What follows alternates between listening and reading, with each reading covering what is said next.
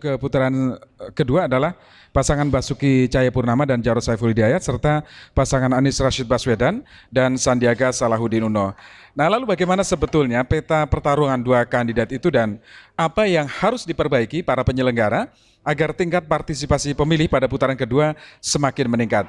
Pendengar, kita akan bahas dalam Perspektif Jakarta siang ini kerjasama Populi Center dan Radio El Sinta dengan tema evaluasi dan peta pertarungan putaran kedua Pilgub DKI Jakarta. Narasumber yang akan membahas adalah Ketua Bawaslu DKI Jakarta Bu Mima Susanti, kemudian ada Komisioner KPUD DKI Jakarta bidang pemutakhiran data pemilih Pak Muhammad Siddiq yang sekarang sudah hadir di sini. Pak Siddiq, selamat siang Pak Siddiq. Selamat siang Mas Wiryo. Baik, selanjutnya Ibu Nona Elvita, beliau adalah peneliti dari Populi Center. Keduanya, Pak Bu Nona dan juga Bu Mima Susanti saat ini masih dalam perjalanan, jadi kita masih komunikasi dengan by phone sambil kita diskusi juga dengan Pak Muhammad Siddiq. Pak Siddiq, kita coba mengelaborasi Pilgub yang sudah dilakukan kemarin pada tanggal 15. Apa kira-kira evaluasi yang sudah dilakukan oleh KPUD? Ya, evaluasi kami sementara, walaupun nanti siang kami akan rapat lagi, untuk memastikan persoalan-persoalan yang terjadi di lapangan. Termasuk kita ingin tahu secara persis duduk persoalannya di setiap TPS yang banyak berita ya, banyak informasi bahwa di beberapa TPS kekurangan surat suara, begitu loh. Sehingga hak pilih warga DKI Jakarta yang memang memenuhi syarat sebagai pemilih katanya banyak yang hilang ya, ataupun tidak bisa melakukan pencoblosan di TPS tersebut. Ini kami sedang kaji apakah seperti itu, karena di dalam regulasi kami sebenarnya sudah jelas bahwa memang yang sudah kami juga menyiapkan sebenarnya surat suara itu sesuai dengan jumlah DPT di setiap TPS.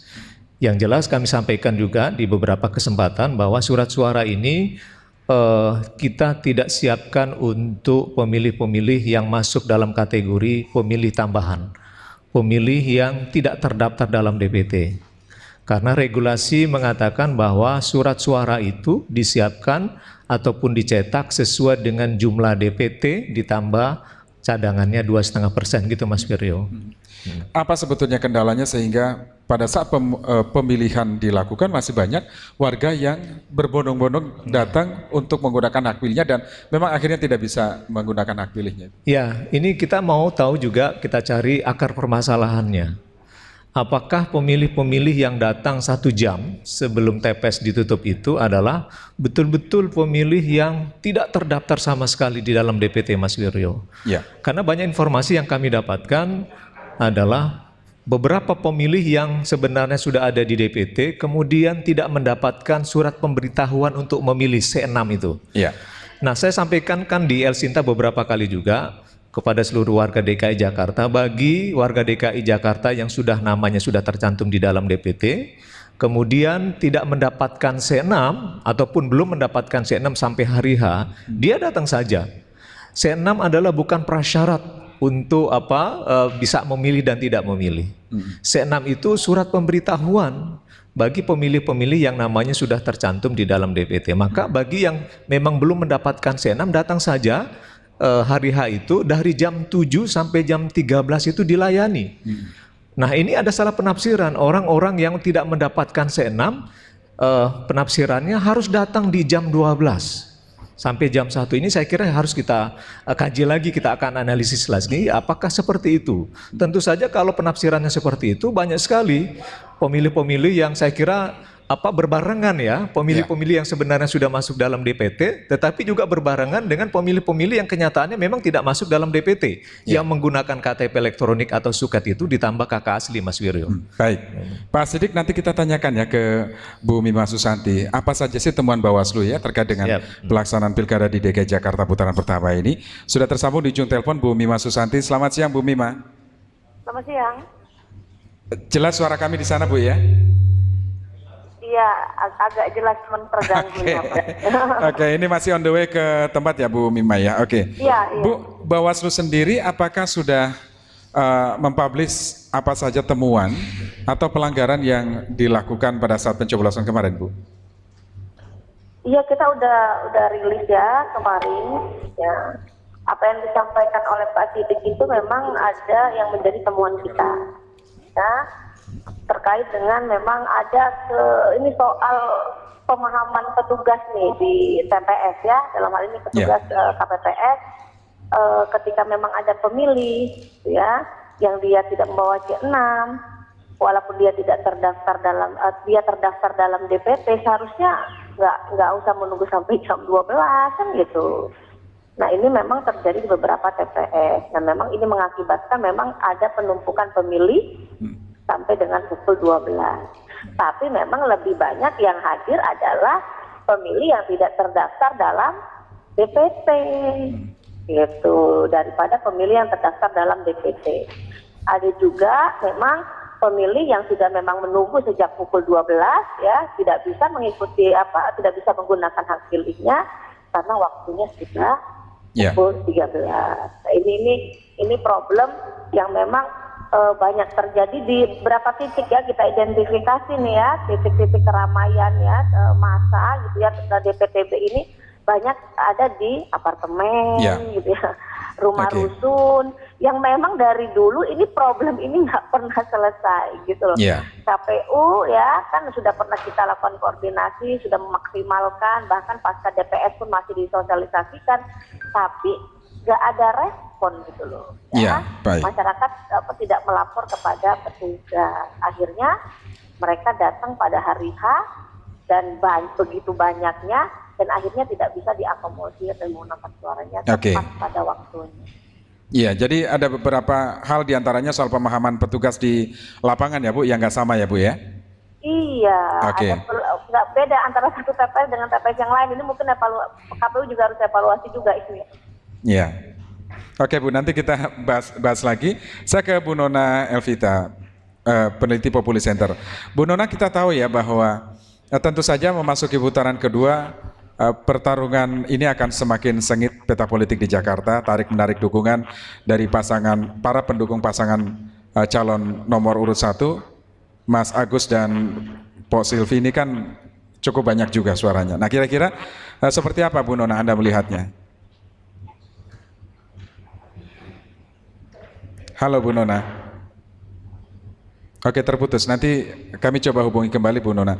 Baik, Pak Sidik, terkait dengan pemahaman petugas di lapangan yang tidak sama, sehingga ini juga menjadi hambatan juga. Bagaimana untuk perbaikannya, Pak? Ya, ini menjadi pencermatan kami. Tentu saja pemahaman yang tidak standar ini ya, pemahaman yang kurang utuh terhadap pelaksanaan teknis di lapangan ini kan harus kita perbaiki.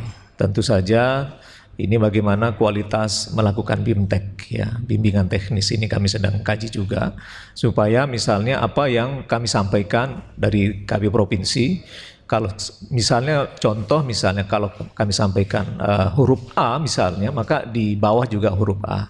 Ini kan tidak nyambung gitu loh.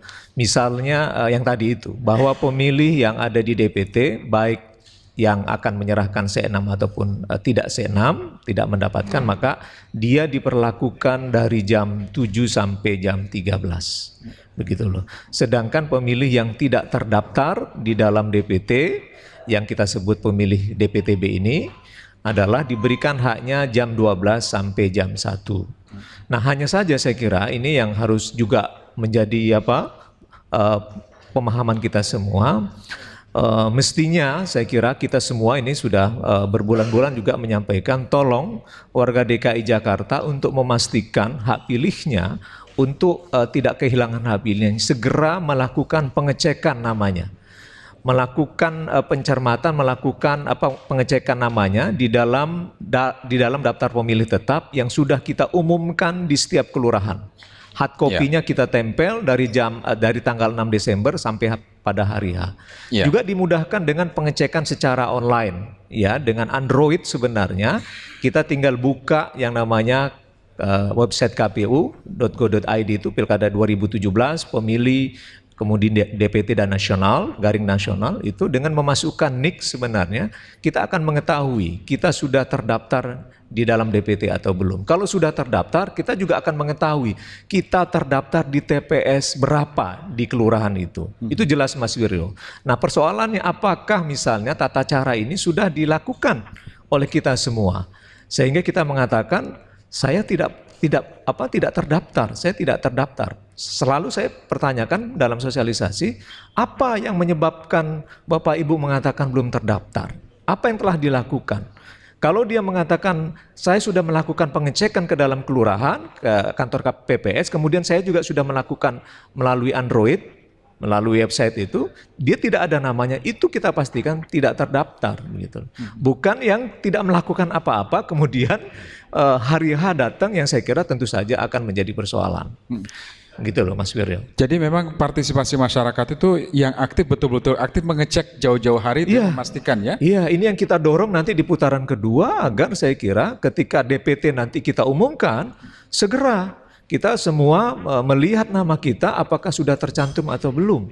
Begitu loh. Kalau sudah tercantum, saya kira kita tidak ada masalah di lapangan. Tidak ada masalah, aman-aman saja. Pagi kita datang atau siang kita datang, kita akan dilayani. Oke, baik. Pak Sidik, saya sapa Ibu Nona Elvita, peneliti Populi Center, sudah tersambung. Halo Bu Nona, selamat siang. Selamat siang, Mas. Oke, Bu Nona, kita tahu putaran kedua akan semakin seru ya, karena pasangan nomor urut 1 tidak ikut di putaran kedua, artinya berebut suara para pendukungnya. Nah, menurut Bu Nona, kira-kira petanya seperti apa nanti, Bu? Ya, jadi untuk karakteristik pemilih nomor 1 dan nomor 3 ini hampir sama, tapi untuk sementara ini ya. Karena kalau misalnya kita feedback lagi beberapa hari sebelum hari pencoblosan, paslon 1 dan paslon 3 ini muncul di publik di aksi doa bersama 11-2. Jadi ini kan artinya memberikan sinyal-sinyal politik bahwa mereka ini memiliki kesamaan karakteristik. Seperti itu. Kemudian kalau untuk sementara ini, untuk karakteristik pemilihnya, ini hampir sama karena faktor-faktor misalnya kesamaan agama seperti itu. Dan partai-partai pengusungnya kan juga dominan juga partai agamis. Nah, tetapi peta ini bisa berubah karena paslon 2 juga memiliki kesempatan. Artinya apa? Kesempatannya ini bisa terlihat dari partai-partai pengusung paslon 1, beberapa partai secara nasional ini dekat ke partai pro pemerintah. Nah, ini juga bisa dilobi nantinya. Jadi bisa jadi suara-suara seperti dari partai P3, PKB, dan PAN ini bisa lari ke paslon 2 apabila ada soliditas antara tingkat nasional dan tingkat daerah. Iya. Apakah keputusan partai itu dengan serta-merta diikuti oleh para pendukungnya di tingkat grassroots, Bu Nona? Nah, ini makanya perlu adanya turun gunung dari tokoh-tokoh politik seperti itu. Karena ini kan banyak yang bilang Jakarta ini pilkadanya rasa pilpres seperti itu, iya kan? Yeah. Jadi benar-benar harus ada campur tangan dari tokoh politik nasional. Yeah. Supaya bisa menggerakkan suara-suara yang di tingkat daerah seperti itu. Ya, tapi banyak juga yang mengatakan bahwa koalisi partai kalau tidak partai yang berkoalisi juga tidak berkeringat dalam tanda kutip maksudnya ya, ini juga tidak akan bisa menghasilkan perolehan suara yang cukup signifikan, Bu Nona. Betul, karena ini juga persaingan putaran kedua ini sangat ketat. Ya, itu yang terjadi pada putaran pertama kemarin ya, Bu Nona ya. Betul. Oke, baik. Bu Nona, kita nanti akan lanjutkan di sesi selanjutnya, Pak Sidik, dan Bu Mima tetaplah bersama kami. Pendengar, terima kasih. Dalam Perspektif Jakarta Anda masih bersama kami dan kita akan lanjutkan diskusi kita mengenai peta pertarungan pada putaran kedua serta evaluasi yang sudah dilakukan baik oleh KPU dan Bawaslu. Bu Nona sudah hadir di sini. Selamat siang Bu Nona. Selamat siang. Capek juga tadi perjalanan ya? Ya, lumayan macet tadi. Oke, baik. Saya ke Pak Sidik dulu karena banyak sekali beberapa pertanyaan yang masuk melalui SMS. Di antaranya dari Bu Vina, Pak Kiki juga mengatakan seharusnya memang KPU dan Bawaslu koordinasinya itu harus lebih efektif lagi, lebih erat lagi sehingga persoalan-persoalan yang akan terjadi di lapangan itu bisa dicegah, diantisipasi, Pak Sidik. Ya, kami juga tidak menduga ya bahwa misalnya pemilih yang yang menjadi pemilih DPTB ini ya, daftar yang pemilih yang tidak terdaftar dalam DPT ini yang jumlahnya besar itu. Sehingga kami menyiapkan misalnya surat pernyataan pemilih tambahan itu. Ya. Itu kami siapkan hanya 20 lembar, bukan surat suara ya. Ini berbeda ya. Pemahaman di masyarakat juga menyamakan antara surat pernyataan daftar pemilih tambahan dengan surat suara.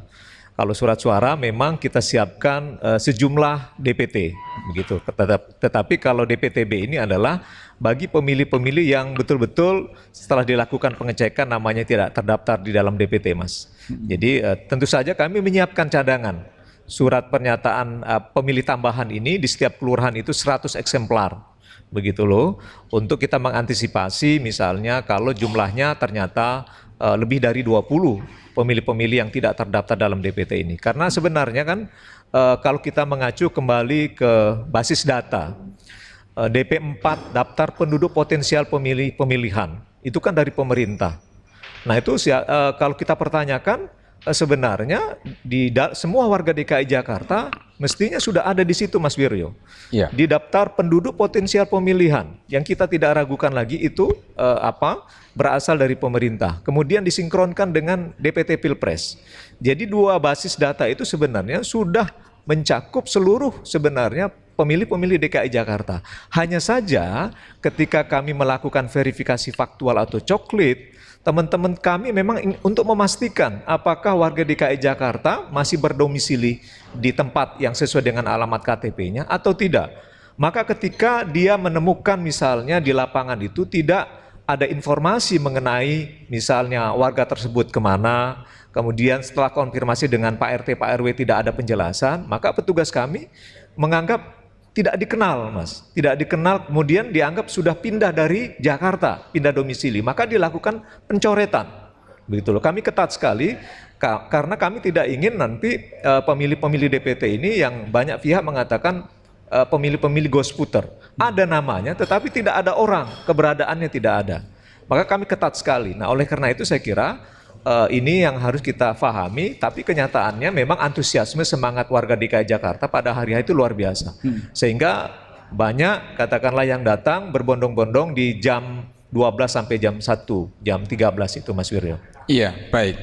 Pak Sidik, saya ke Bu Mima. Bu Mima masih bersama kami ya, Bu? Halo Bu Mima. Oh, terputus rupanya. Nanti kita sambung kembali. Bu Nona, kalau kita kemarin sempat diskusi Bu Nona sebetulnya mengenai peta pertarungan di putaran kedua ya. Pertama kita bicara mengenai kebijakan partai yang kemudian mendukung pasangan. Kemudian ternyata tidak juga sepaham dengan masa yang di bawahnya. Nah, kira-kira pada putaran kedua itu nanti seperti apa? Apakah nanti akan ada pemaksaan dalam tanda kutip kepada mereka para Begini, saya juga mau menambahkan tadi yang pertanyaan pertama yang tadi saya belum di sini.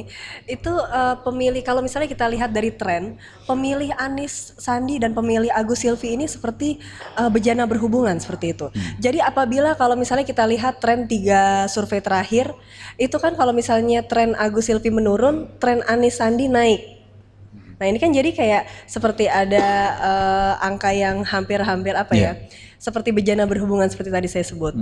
Kemudian saya juga sebelum menjawab pertanyaan tadi saya ingin menambahkan Pak Sidik untuk lebih, karena di temuan kami di lapangan dari hasil kami juga mengadakan exit poll dan quick count kemarin Pak.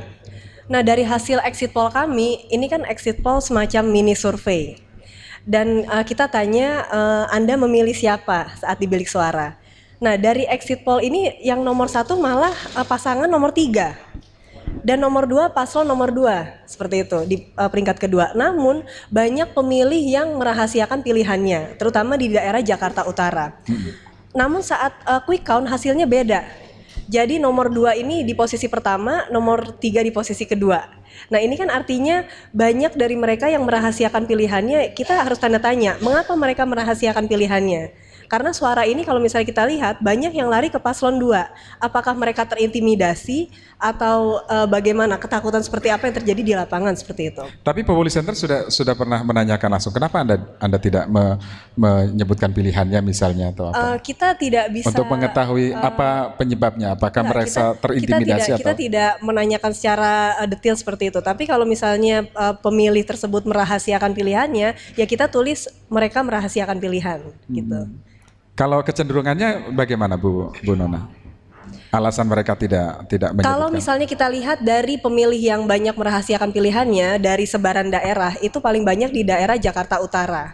Nah, Jakarta Utara ini dari 3 survei terakhir ini basis pemilih paslon 2. Nah, ini kan artinya kan bisa karena isu-isu primordialisme itu, isu agama seperti itu. Kita juga, nah ini yang harus diteliti lagi oleh kawan-kawan pemantau pemilu maupun juga dari Bawaslu DKI seperti itu. Yeah. Ada apa sebenarnya gitu.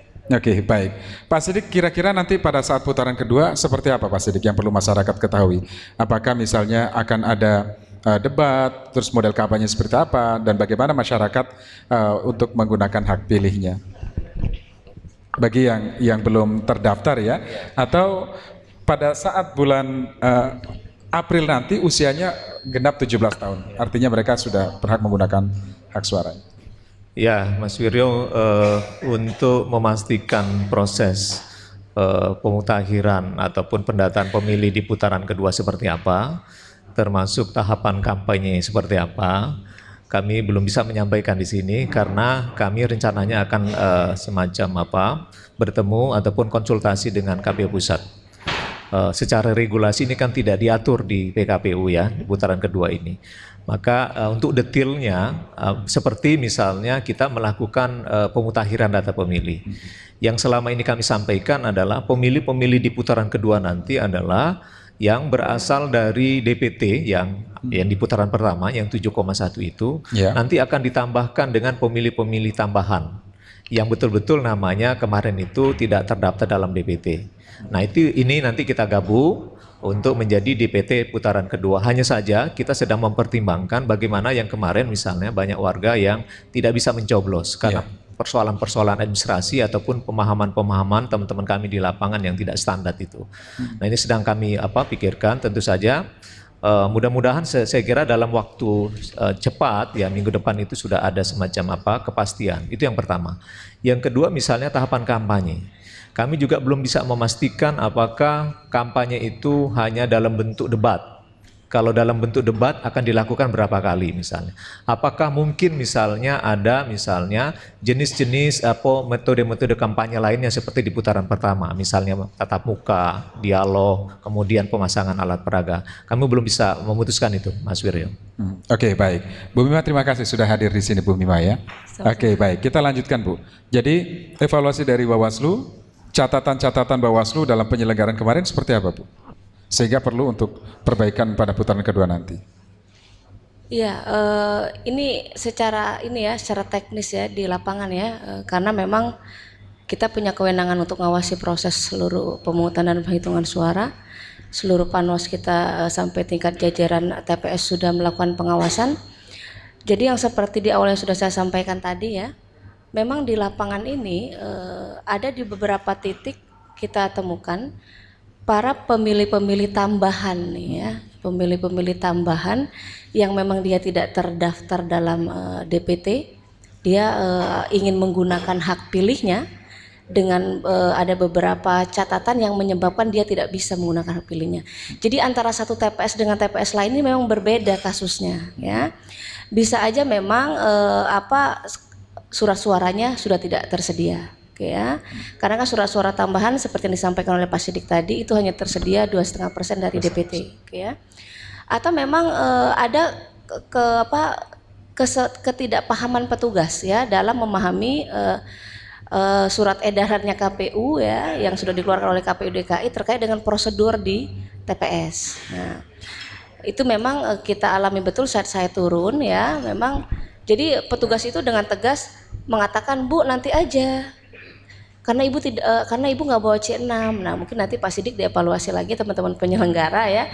Jangan gara-gara C6 Mereka harus ngantri jam 12 gitu ya.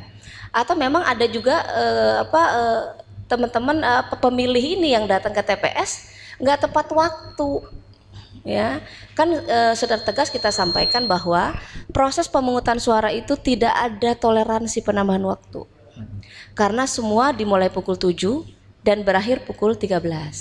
Nah, waktu ini memang mempengaruhi gitu ya, pemilih yang datang kalau udah lewat jam 1 nggak boleh, walaupun ada 100 orang, walaupun 300 orang nggak bisa. Kalau petugas KPPS harus tegas. Walaupun ada aja nih kita temukan ya Pak Sidik, ada sudah kita jadikan temuan, nanti kita panggil petugasnya yang masih ngasih kesempatan di lewat pukul 13. Ada. Nah, ada. Jumlahnya banyak juga atau hanya kita temukan tuh sekitar 2-3 TPS ya. Nanti kita evaluasi aja semuanya, kita akan sampaikan kepada KPDKI. Nah, ini apakah ketidakpahaman petugas KPPS atau ada faktor kesengajaan juga? Nah, ini kita bersama tim Bawaslu RI akan berusaha menelusuri. Nanti kan petugas-petugas KPPS kita panggil, kita minta klarifikasi supaya jadi bahan evaluasi juga bagi teman-teman KPU DKI Jakarta. Kalau Pak ada putaran kedua ya Pak? Iya. Kan nanti belum ditetapkan ya. Jadi sabar dulu, belum ditetapkan kok. Tanggal 4 Maret ya Pak. Ada penetapan siapa pasangan calon terpilih. Nah, ini selain itu juga ada problem soal form DPTB. Mungkin KPU juga harus evaluasi ya. Form DPTB itu form untuk pemilih tambahan itu kan disediakan hanya 20 per TPS. KPU DKI harus evaluasi ini betul gitu ya. Karena memang ini pengaruh gitu. Ada perlakuan yang tidak sama para petugas KPPS terhadap form ini. Gitu ya. Ada yang sudah menunggu sampai jam antri sampai jam 12. Surat suaranya masih ada. Karena form ini sudah habis, nggak bisa menggunakan hak pilihnya. Tapi saya dengar Bawaslu kan sudah melakukan investigasi atas beberapa hal tadi ya. Nah, hasilnya seperti apa, Bu? Jadi temuannya? ada langkah-langkah pengawasan yang sifatnya rekomendasi langsung. Rekomendasi langsung itu begini. Kalau kejadiannya di lapangan pada tanggal 15, pasti kita koordinasi dengan KPU DKI ya Jakarta, atau memang Panwas kita dibawa koordinasi dengan KPU Kabupaten Kota. Nah, pasti ada langkah-langkah penanganan langsung. Tapi ada juga ya yang dugaan pelanggaran yang nggak bisa langsung ditangani pada hari H. Misalnya ya, kalau terkait dengan pemilih tentu saja kita tegas di atas jam 12 nggak boleh. Ya, itu ditangani langsung ya. Maka kalau banyak protes dari warga DKI Jakarta, mereka tidak bisa menggunakan hak pilihnya, salah satunya itu. Ya, salah satunya karena petugas KPPS dan pengawas pemilu tegas tidak boleh ada lagi kegiatan pasca pukul 13 ya, walaupun itu antrian masih panjang. Nah, kalau misalnya itu terkait dengan tindak pidana pemilu ya, tentu saja nggak bisa ditindaklanjuti langsung pada tanggal 15 Februari ya. Saya kasih contoh soal penggunaan C6 ya orang lain. Oke. Ini sebenarnya ini ditemukan di 3 TPS, 1 di Jakarta Selatan, 1 di Jakarta Pusat, 1 di Jakarta Timur. Tapi pemilihnya lebih dari satu orang yang menggunakannya itu hanya terjadi di Jakarta Pusat dan Jakarta Selatan ya. Nah, ini kan dalam penanganan kita. Nah, ada 2 penanganan ya. Kalau misalnya terkait dengan pemilih yang menggunakan hak pilihnya yang bukan milik dia ya. Ada penanganan yang sifatnya administrasi, ada penanganan terkait dengan dugaan tindak pidana. Kalau administrasi, kalau terbukti dia melanggar pasal 112 Undang-Undang 1 tahun 2015 ya, itu bisa kalau berdasarkan pemeriksaan Panwascam kita dan penelitian Panwas Kecamatan kita, maka dapat direkomendasikan pemungutan suara ulang. Oke. Tapi itu juga tidak mengingkari tindak pidananya. Tindak pidana pemilunya itu pidana pemilunya minimal 3 tahun 36 bulan loh. Iya. Dan itu punya berdasarkan penelitian kita ya, hasil diskusi sementara kita, ini punya potensi bisa sekitar 5 orang nih kena hukuman pidana tindak pidana pemilu karena dia menggunakan hak pilihnya orang lain. Terus terkait dengan penggunaan A5 yang bukan miliknya, yang diduga itu bukan dikeluarkan oleh petugas KPPS. Nah, ini memang kita akan melakukan langkah-langkah investigasi karena apa? A5-nya masih di kotak suara Pak Sidik. Ya, kan tidak boleh ada pembukaan kotak suara yang tidak sesuai dengan prosedur. Ya. Ya, maka pasti kita akan mengkonsultasikan kepada KPU DKI Jakarta dan koordinasi kapan kotak suara itu bisa dibuka untuk ngambil barang buktinya. Ya, nah ini. Terus ada penggunaan C6 satu orang menggunakan C6, dua orang menggunakan C6 yang sama. Makanya ini juga dalam penanganan kita, apakah memang C6 itu dikeluarkan oleh teman-teman penyelenggara. Nah, terkait dengan penggunaan C6 lebih dari satu pemilih menggunakan hak suaranya di TPS dan dia tidak terdaftar ini, itu direkomendasikan pemungutan suara ulang di 2 TPS DKI Jakarta. Baru pagi ini diterima oleh teman-teman KPU DKI Jakarta. Jadi nanti ada yang akan dilakukan pemungutan suara. Iya, ada 2 TPS karena pasal itu terpenuhi gitu ya. Pasal itu terpenuhi, lebih dari satu pemilih menggunakan hak pilihnya lebih dari 1 kali. Dan dia tidak terdaftar dalam DPT. Jadi kita berusaha cari sebenarnya dia terdaftar nggak, kita cek di Sidali dia tidak terdaftar karena kebetulan dia pindah Pak Sidik. Dia pindah, kita cek di sistem Sidali juga tidak ada, maka kita akan koordinasi lagi kepada KPU DKI Jakarta. Oke, baik. Bu Mimah, Pak Sidik, dan Bu Nona, kita sapa pendengar dulu. Sudah menunggu ada Pak Irwandi di Kramat Jati, Jakarta Timur. Kemudian ada Pak Gunawan di Sunteragung, Jakarta Utara. Pak Irwandi, halo Pak Irwandi. Ya, selamat siang Mas Firyo. Ya, siang Pak Irwandi, silakan. Pak Sidik dan ibu-ibu dari narasumber juga. Selamat siang semua. Saya nggak ada masalah pribadi, justru mau menanyakan karena topik yang hari ini dan beberapa sudah dielsintakan. Yang pertama mau menanyakan mengenai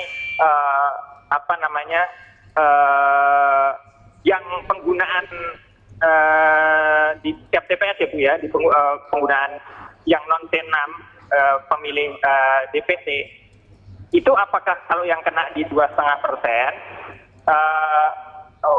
kuota yang tingkat partisipatifnya 100% yang di C6 itu kalau tidak sampai 100% boleh dialihkan ke yang 2,5% nggak Bu? Kalau memang kami nggak ada kejelasan tempo hari di masyarakat sehingga Pak Irwandi, mohon maaf Pak, suaranya agak kurang begitu jelas ya. Mungkin agak pelan-pelan saja dan singkat saja Pak. Pertanyaan tadi ditujukan kepada semua narasumber kita ya. Semua aja, baik. Okay. Jadi begini, yang terdengar di TPS kan begini, 2,5% itu paling isinya hanya sekitar 30 surat suara gitu. Sementara yang hadir kan bisa sampai 100 kemarin. Nah, warga masyarakat itu menanyakan, apakah urusan di DPTB itu hanya pakai yang 2,5% saja, atau juga kalau tingkat partisipatif jatahnya di C6 itu nggak 100% nggak aktif, boleh ngambil dari situ. Mas Wiryo bisa ngerti nggak maksudnya? Oke, baik. Nanti ditanggapi ya. Kita sudah mengerti apa yang disampaikan Pak Irwandi. Terima kasih. Kemudian Pak Gunawan di Sunter. Pak Gunawan, silakan. Ya, halo Pak. Iya, silakan Pak.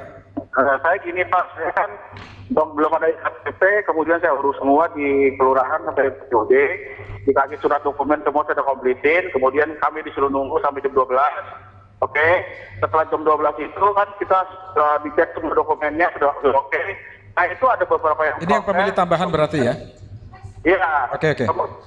Kemudian tugasnya itu berantem sama PPS-nya itu aja berantem aja putusin 30 menit. Sedangkan kita nih cuma dikasih waktu dari jam 12 sampai jam 1 ngobrolnya. Kalau mereka berantem 30 menit mana lagi? Oke. Mana cukup? Sedangkan jadi, yang Iya. aja banyak gitu. Ya waktunya kurang ya, 1 jam kurang.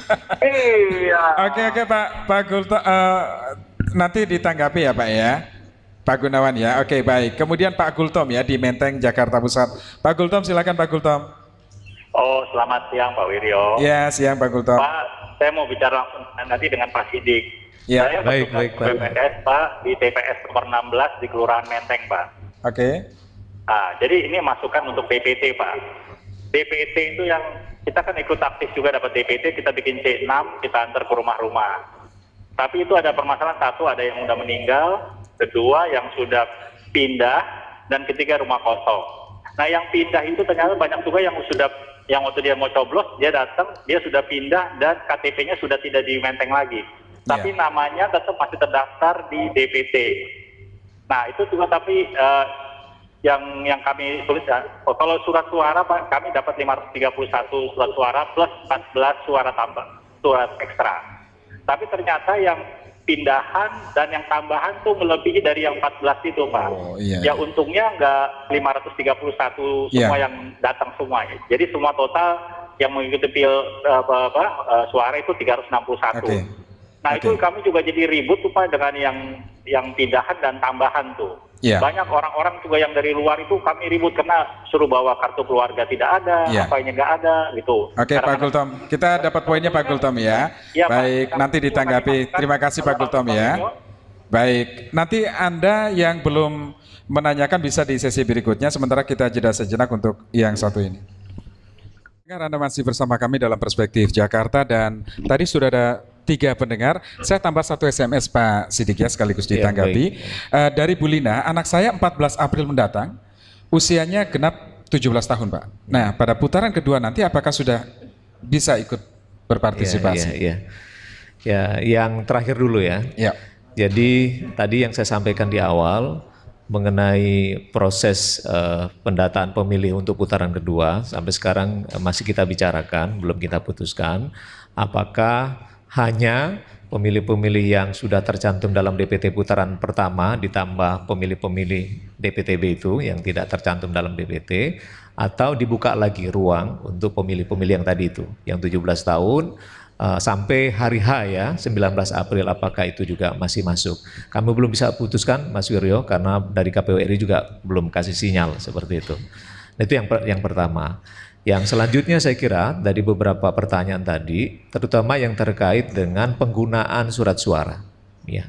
Surat suara itu sebenarnya bisa digunakan oleh pemilih-pemilih baik itu DPT, kemudian pemilih DPPH yang pindah memilih maupun yang DPTB.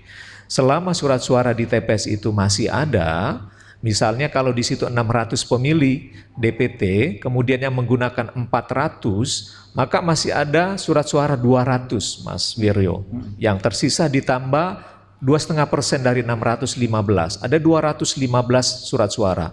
Surat suara itulah yang bisa digunakan bukan hanya pemilih dari DPT, kemudian pemilih pindahan, tetapi juga pemilih tambahan Mas Wiryo. Bukan hanya 2,5% itu yang digunakan untuk pemilih-pemilih yang datang pada jam 12 sampai jam 1. Saya kira itu pemahaman yang harus kita luruskan ya, harus sama begitu bahwa surat suara selama masih tersedia di TPS itu bisa digunakan.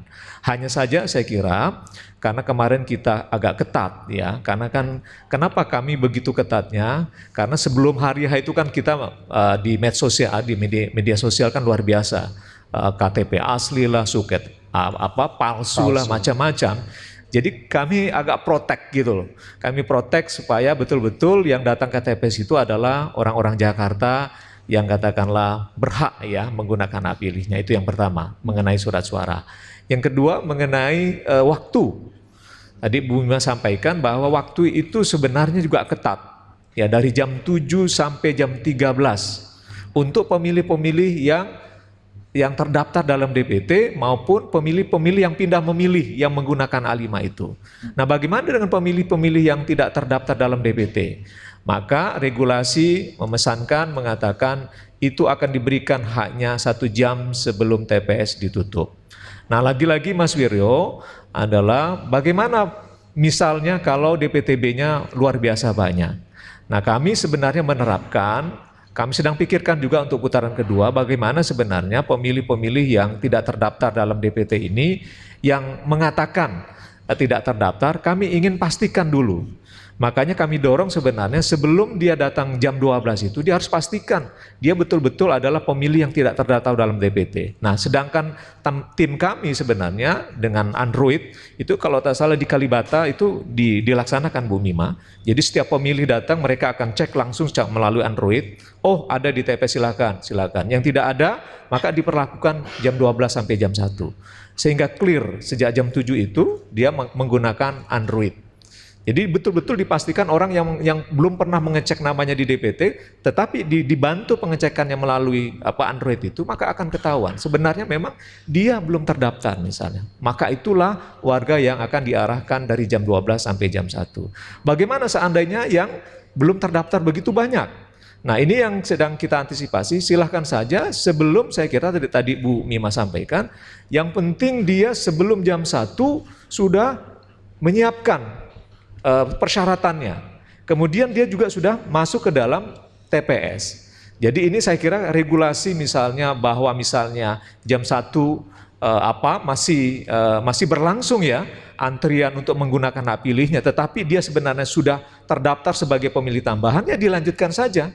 Begitu loh. Hanya yang tidak boleh adalah yang ujuk-ujuk jam 1 setelah jam 1 baru datang. Gitu loh. Itu yang tidak boleh sebenarnya. Tetapi proses misalnya pendaftaran pemilih ataupun memasukkan berkas untuk menggunakan hak pilih, misalnya KTP elektroniknya diserahkan dengan KK aslinya, suketnya diserahkan sebelum jam 1, kemudian dia sedang menunggu antrian menggunakan hak pilihnya, silakan saja. Tidak misalnya jam 1 nggak stop, begitu loh. Lebih bagus sejak pagi ya sebetulnya Pak ya? Iya, yang aman sih dari pagi sebenarnya. Oke, Bu Mimah silakan.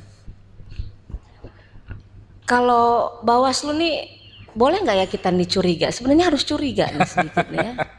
Kenapa harus datang jam 12? Apa gunanya DPT kan gitu kan? KPU ini kan sudah menetapkan DPT lama loh ya. Sudah ada dari DP 4 menuju DPS, diperbaiki lagi DPT gitu ya. Sosialisasinya terus-terusan pasca DPS pun seingat saya memang laporan teman-teman Panwas gitu ya, bahwa KPU ini masih memaksimalkan sosialisasinya. Karena apa? Kesulitan gitu ya warga untuk datang gitu, makanya didatangi, jadi KPU yang aktif kan gitu ya. Nah tentu saja surat suara itu ya itu tuh diutamakan adalah pemilih yang terdaftar dalam DPT, makanya yang 2,5% itu hanya khusus untuk pemilih tambahan ya, karena kan kita mau mendorong bagaimana pendataan pemilih ini yang dilakukan oleh penyelenggara ini lebih baik kan gitu. Kalau misalnya DPTB-nya lebih banyak kan tentu dipertanyakan, berarti kan lebih banyak yang tidak terdaftarnya daripada yang terdaftarnya. Tapi kan di satu sisi begini, kesulitan terbesar bagi teman-teman penyelenggara dan termasuk pengawas ketika dia terlibat dalam proses pengawasan gitu adalah ketika mendata gitu ya wilayah-wilayah seperti apartemen. Oke ya. Yang diviral di medsos itu adalah ya wilayah di apartemen yang banyak kita dapat laporan, terus di rusun gitu ya. Gerombolan massa, mobilisasi massa menuju ke TPS sejak pukul 12 itu banyak adanya di apartemen. Itu ya. Bawaslu juga temukan. Di TPS 48 yang jadi viral, di TPS 49 Moi Kelapa Gading yang jadi viral, TPS 33 yang jadi viral Kemayoran, TPS 89 apartemen Mediterania jadi viral. Oke ya. 88 jadi tapi viral. Itu investigasinya betul atau hanya ada di lapangan ada. Gitu ya. Ya, di lapangan memang antrian warga yang begitu panjang ya. Surat suaranya sudah tidak tersedia karena form disediakan hanya 2,5%, ya mungkin 10 surat suara, tapi kalau untuk form DPTB-nya disediakan oleh KPU hanya 20, itu tidak memungkinkan semua masuk di situ. Sedangkan DPTB-nya bisa aja saat itu sudah penuh gitu loh. DPTB-nya sudah, pemilih yang DPTB-nya sudah masuk, sudah ikut memilih. Tapi ternyata lebih banyak lagi DPTB-nya. Maka warga tuh banyak protes di situ. Dia sudah bawa KK, sudah bawa KTP elektronik, bahkan sudah bawa suket gitu ya. Itu nggak bisa menggunakan hak pilihnya karena tadi kan gitu. Makanya memang perlu dievaluasi kenapa lebih banyak yang datang pemilih tambahan daripada pemilihan tidak terdaftar dalam DPT kan begitu ya. Ya Pak Sidik ya. Padahal KPU udah memaksimalkan loh ya, memaksimalkan coklit gitu ya, pendataan penduduk loh. Gitu waktunya juga cukup panjang juga ya. Kalau seandainya pemilih-pemilih di apartemen, pemilih-pemilih di rusun ya, pada saat coklit mereka ketika sosialisasi KPU mereka juga datang ya, saya yakin nggak akan terjadi dan KPU akan menyediakan surat-suara cukup. Jangan sampai ada kekurangan surat suara. Surat suara ya disediakan oleh KPU DPT plus 2,5%. Dan itu pelipatannya, sortirnya dilakukan di tingkat kabupaten kota. Jadi kecamatan sampai PPL sampai TPS pun tidak mengetahui karena pembukaan kotak suara dilakukan pada saat di TPS. Jadi kalau kekurangan berarti kekurangannya dari tingkat kabupaten kota karena surat suara itu di drop di situ. Nah, istilah kekurangan atau habis itu sebenarnya tidak perlu terjadi. Karena apa? Kan di surat edaran KPU kan dikatakan bahwa pemilih itu bisa bergeser. Jadi bukan surat suaranya yang bergeser.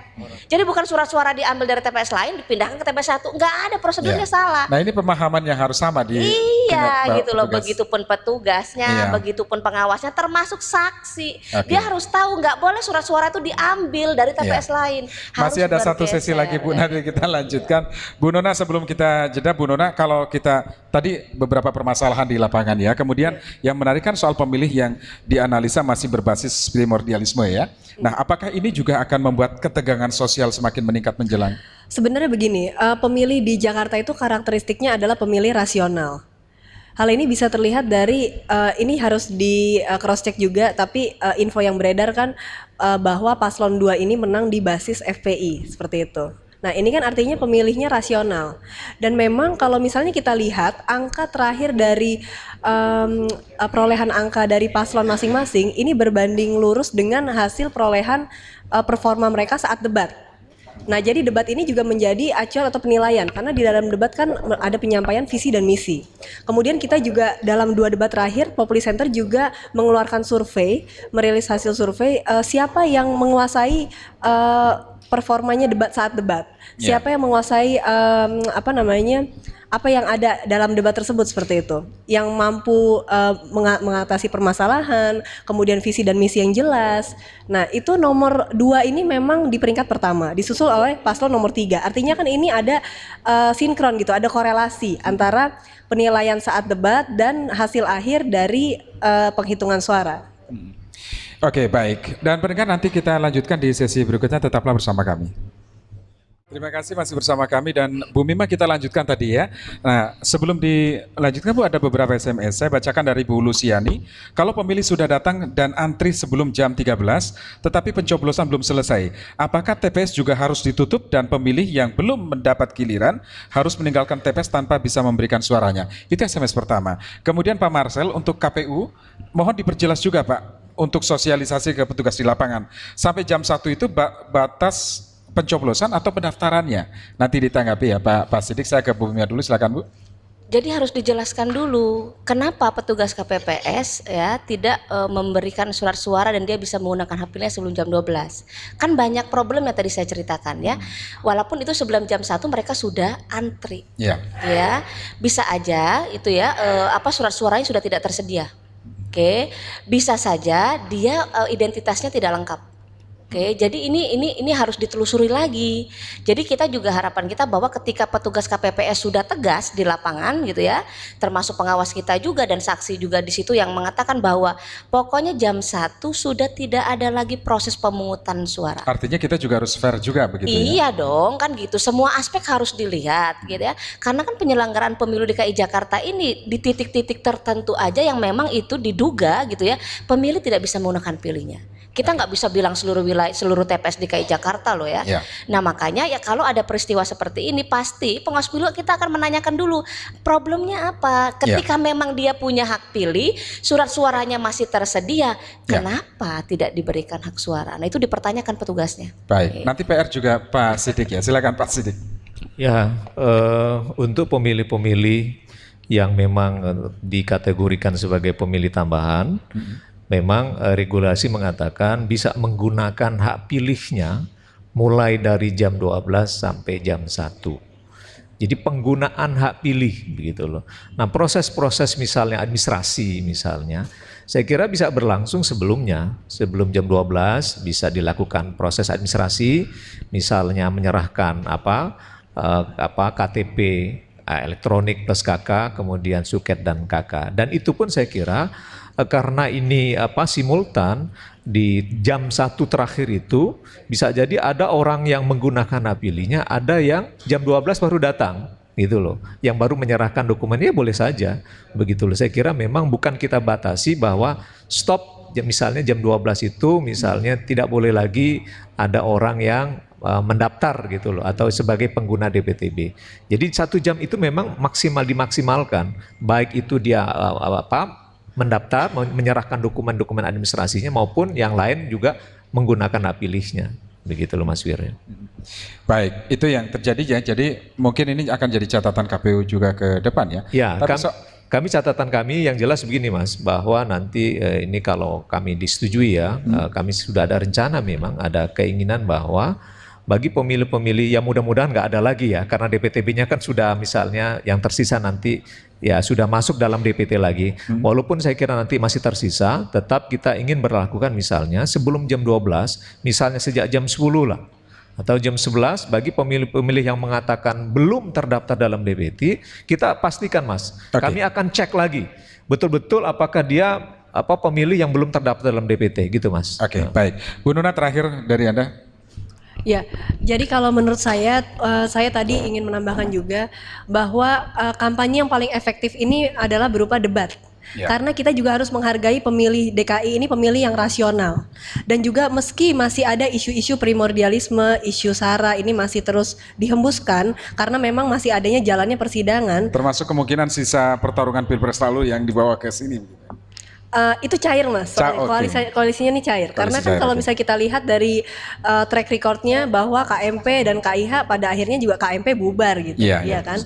Dan ini yang perlu ada soliditas dan konsolidasi di tingkat nasional maupun di tingkat daerah untuk kepartaian. Ya, oke, baik. Ada yang ingin ditambahkan, Bu Mima barangkali, singkat saja dari Anda, Bu. Iya, kita sudah maksimal kerja ya, seluruh jajaran pengawas kita sudah memaksimalkan pengawasan. Kalau masih ada beberapa titik di TPS yang memang banyak warga DKI Jakarta yang diduga tidak bisa menggunakan hak pilihnya, ya kita kan sudah buka posko pengaduan kita. Kita harapkan posko pengaduan ini bisa dimaksimalkan ya, dan itu semua data pemilih DKI Jakarta yang memang dilaporkan kepada kita akan sampaikan kepada KPU DKI Jakarta sebagai data pemilih selanjutnya. Bu Mima, terima kasih telah bersama kami. Pak Siddiq, terima kasih juga Bu Nona. Terima kasih, mudah-mudahan kalau ada putaran kedua berjalan aman dan partisipasi pemilih akan semakin banyak dan terakomodir. Terima kasih pendengar, masih bersama kami, saya Surya, selamat siang.